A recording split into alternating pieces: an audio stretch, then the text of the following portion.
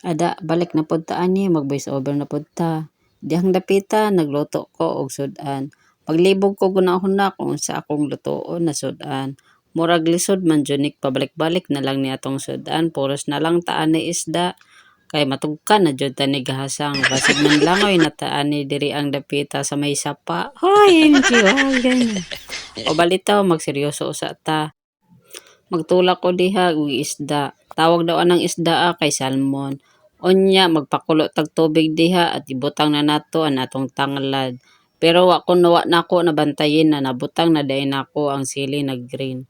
Og nagbutang po kog sibuyas diha og luya.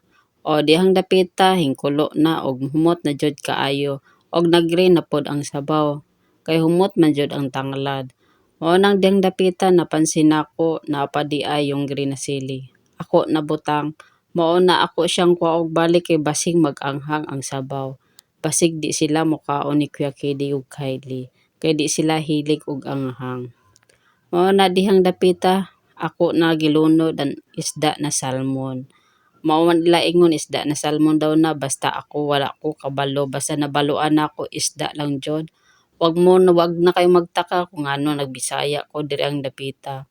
Kay wala ubusan naman jud kog Tagalog. Mawa na ko nag-Tagalog, nagbisaya na lang ko. Mao na diha, pasensya mo sa manood ani na dili ka sabot og Bisaya na nabusan naman jud kog Tagalog. Oy, pati nakabulol na ko ani. O dang dapita naghukad ni si kumpare siyang sudan. Iyang gikuha na sudan 2 ulo kaya na akong gitula 3 na ulo og 4 na lawas. Yung ikog akong gibilin kay ako ipalutaw-lutaw unya. O dihang dapita hingkaon na si kumpare kay talbos man akong gibutang kay wala man jud ko'y malunggay. O siya na diha lang usa ko to ba na akong voice over. Bye bye.